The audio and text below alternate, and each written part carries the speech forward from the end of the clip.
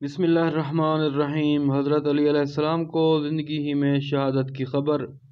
پیغمبر اکرم صلی اللہ علیہ وآلہ وسلم نے اپنی زندگی میں ہی امیر المومنین علی علیہ السلام کو شہادت کی خبر دے دی تھی، اور خود امام علیہ السلام کو بھی اپنی شہادت کا علم تھا، اور آپ علیہ السلام نے متعدد بار اس کا اظہار بھی کیا تھا۔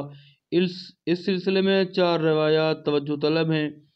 یا علی و اشک الاولین آخر الناقۃ و اشک الاخرین قاتلک، وفی روایت من یخذب هذه من هذا نور الثقلین، جلد 5 صفحہ 587۔ پیغمبر اسلام صلی اللہ علیہ وآلہ وسلم نے علی علیہ السلام سے اس طرح فرمایا: یا علی، پہلے لوگوں میں سب سے زیادہ شقی اور بدبخت وہ انسان تھا جس نے حضرت صالح علیہ السلام کی اونٹنی کو قتل کیا، اور پچھلے لوگوں میں سے شقی ترین اور بدبخت وہ انسان ہے جو آپ علیہ السلام کو قتل کرے گا۔ دوسری روایت میں مذکور ہے کہ وہ شخص جو اس کو خون سے رنگین کرے گا، یہ حضرت علیہ السلام کی داڑھی کی جانب اشارہ تھا، یعنی تمہاری داڑھی خون سے رنگین ہوگی۔ جناب امیر علیہ السلام کو 19 رمضان کی شب ضربت لگی۔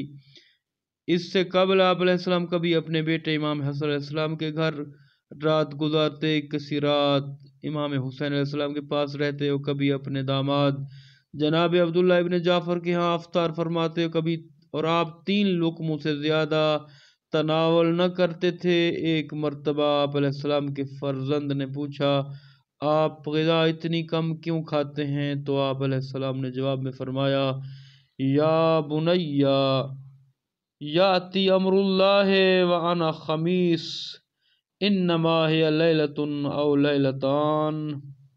اے میرے بیٹے، اللہ کا امر آنے والا ہے، اور میں چاہتا ہوں کہ میں اس وقت خالی پیٹ سے رہوں۔ یہ امر 1 یا 2 راتوں کے بعد آنے والا ہے۔ ارشاد مفید، جلد 1۔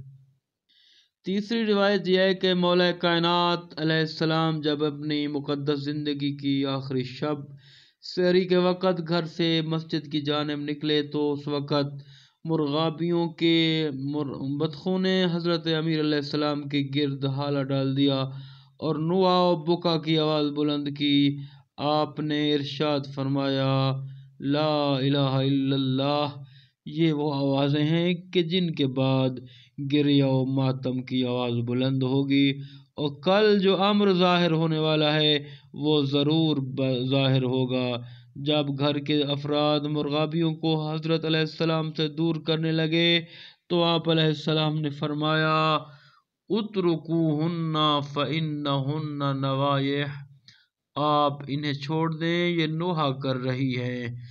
پھر حضرت ام کلثوم سلام اللہ علیہا سے فرمایا: اے نور چشم، ان جانوروں کو ہمیشہ دانہ پانی دینا، ان کے حال سے غافل نہ رہنا، یہ بے زبان اور اسیر ہیں۔ اگر یہ کام تم سے نہ ہو سکے تو ان کو چھوڑ دینا، خدا جس طرح چاہے گا انہیں رزق عطا کرے گا۔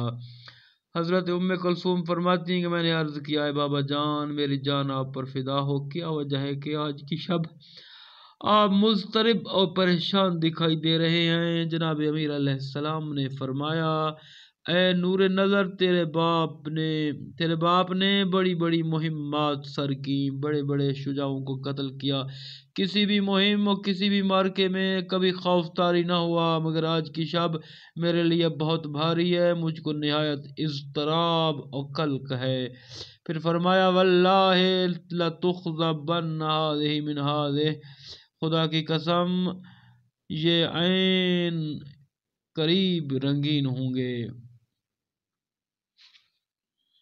واللہ لتخذبن هذه من هذه۔ خدا کی قسم، آپ علیہ السلام نے اپنی داڑھی اور سر کے بالوں پر ہاتھ پھیرا، فرمایا: یہ عن قریب رنگین ہوں گے۔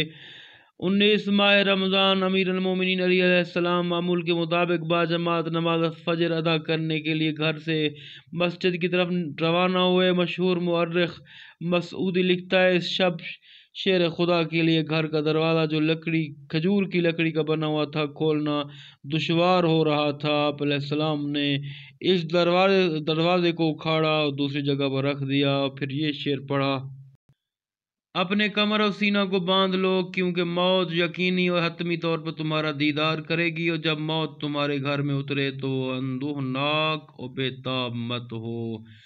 امیر المومنین علیہ السلام معمول کے مطابق گھر سے نکل کر مسجد کی جانب روانہ ہوئے۔ حسب معمول نماز تہجد کے بعد گلدستہ اذان پہ تشریف لائے۔ آپ علیہ السلام کی اذان کی آواز پورے کوفہ کے لوگوں نے سنی، پھر چھت سے اتر کر محراب مسجد میں تشریف لائے، نماز نافلہ پڑھنے میں مشغول ہو گئے۔ جب آپ علیہ السلام نے پہلی رکعت کے سجدے سے سر اٹھایا تو ابن ملجم ملعون، جو ستون مسجد کی آڑ میں چھپ کر کھڑا ہوا تھا، نے تاریکی شب سے فائدہ اٹھاتے ہوئے اپنی تلوار سے آپ علیہ السلام پر وار کیا۔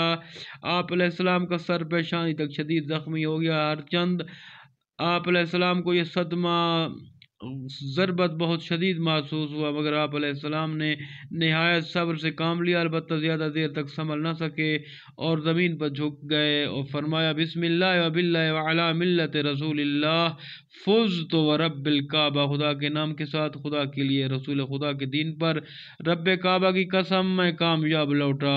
پھر آپ علیہ السلام نے محراب سے تھوڑی سی خاک اٹھائی اور اپنے زخم پر لگاتے ہوئے اس آیت کو پڑھا، منہا خلقناکم وفیہا نعیدکم ومنہا نخرجکم تارۃ اخری، ہم نے تمہیں مٹی سے خلق کیا اور دوبارہ مٹی میں پلٹائیں گے اور پھر دوبارہ اسی مٹی سے نکالیں گے۔ سورہ طٰہٰ آیت نمبر 55۔ قیامت صغریٰ کا منظر تھا، مولا کائنات خون آلودہ ہو چکے تھے۔ جب یہ امر عظیم واقع ہوا تو مسجد کے در آپس میں ٹکرانے لگے، ملائکہ آسمان مہوے گریہ و ماتم ہوئے، عالم میں اندھیرا چھا گیا، ہر محب علی کا کلیجہ زخمی تھا۔ جبرائیل بھی آپ کے سوگواروں اور نواخوانوں میں ایک تھا، اس نے آسمان و زمین کے درمیان یہ آواز بلند فرما کے کہا، تہدمت واللہ ارکان الہدی وانطمست اعلام التقی وانفصمت العروۃ الوثقی، قتل ابن عم المصطفیٰ، قتل علی المرتضی، قتلہ اشقى الاشقیاء۔ خدا کی قسم، ہدایت کے ستون گر گئے، تقوی و پرہیزگاری کی عظیم علامتیں تاریک ہو گئیں، ایمان و احسان کی محکم رسی ٹوٹ گئی۔ محمد مصطفیٰ صلی اللہ علیہ وآلہ وسلم کے چچا کا بیٹا شہید ہو گیا، علی مرتضی قتل ہو گئے، آپ کو شقی ترین انسان نے قتل کر دیا۔